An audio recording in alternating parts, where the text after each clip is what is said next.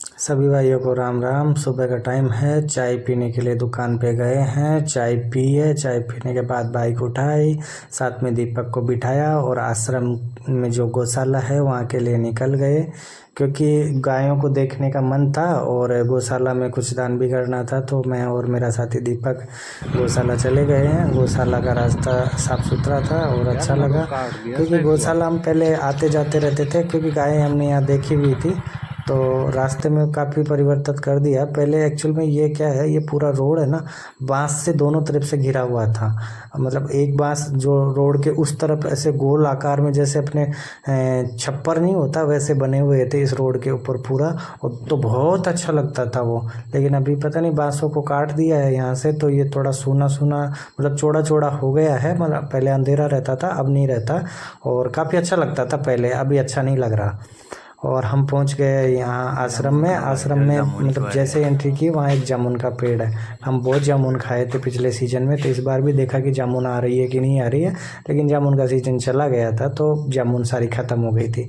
जामुन के बाद हम गौशाला की तरफ बढ़ रहे थे। गौशाला में बढ़ने से पहले क्या, आम का बाग आता है और अलग अलग वेराइटी के यहाँ आम लगे हुए हैं। बहुत अच्छे आम आते हैं यहाँ पे। पिछले सीजन हमने बहुत आम खाए थे, लेकिन इस सीज़न में मेरी ट्रेनिंग थी, इस वजह से मैं आ नहीं पाया, तो आम यहाँ से खाने को नहीं मिल पाए।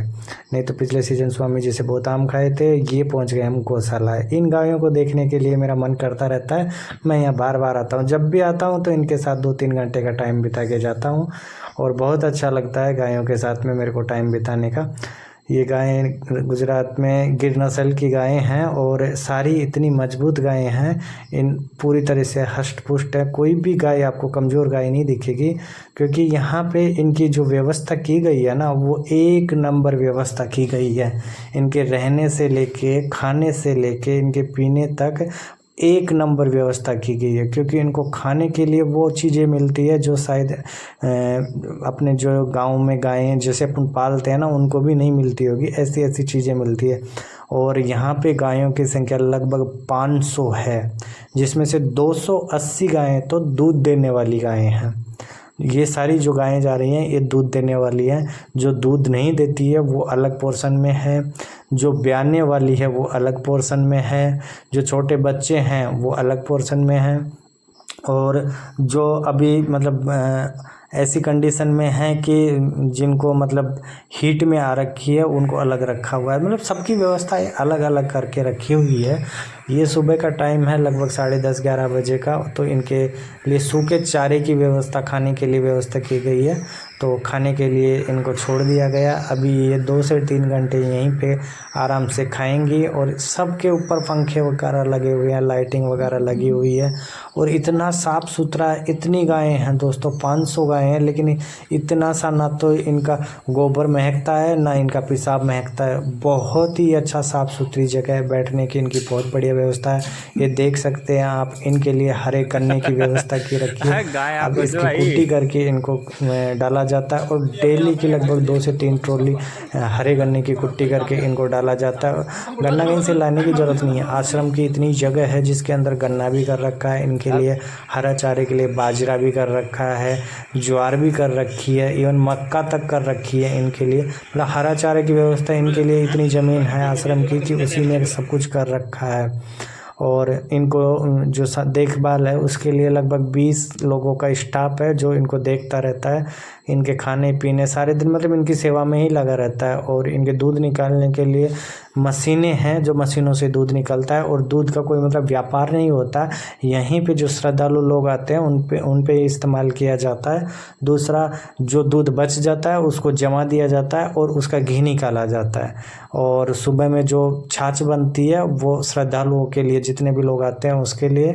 और आश्रम में गांव के लोग अगर कोई लेके आना चाहता है तो अपने लिए 2-3 लीटर, 4 लीटर, 5 लीटर तक छाछ लेके आ सकता है। ऐसा नहीं है कि एक ही आदमी को 50 लीटर दे दिया, नहीं, ऐसा नहीं करते। क्योंकि यहाँ पे सिर्फ जितना हो सके जन कल्याण की बात की जाती है, ना कि मतलब किसी के लालच के लिए या किसी के व्यापार, ऐसे कोई नहीं है। और बहुत अच्छी व्यवस्था, ट्रस्टियों ने इतनी अच्छी व्यवस्था कर रखी है। बहुत साफ़ सुथरा आश्रम है। ये गायों के लिए सूखे चारे की व्यवस्था है, सूखा भूसा जिसको अपन मतलब ज्वार का, बाजरे का, इनका सूखा जो रहता है वो भी इनके लिए अलग से व्यवस्था कर रखी है। ये पूरा पोर्शन है ना गायों के लिए है।